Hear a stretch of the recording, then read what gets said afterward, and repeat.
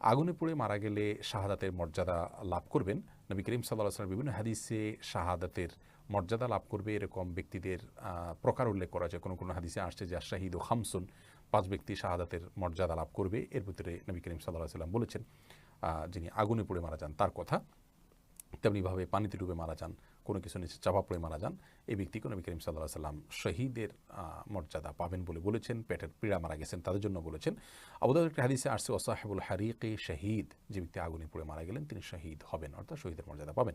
তবে এই শহীদ আল্লাহর রাস্তায় নিজের জীবন বিলিয়ে যিনি শহীদ হয়েছেন আল্লাহর দ্বীনকে বুলন্দ করবার জন্য, তার সমপর্যায়ের শহীদ হবেন না। তিনি হবেন শহীদে হাকিকি বা প্রকৃত অর্থে এবং সার্বিক বিচারে শহীদ।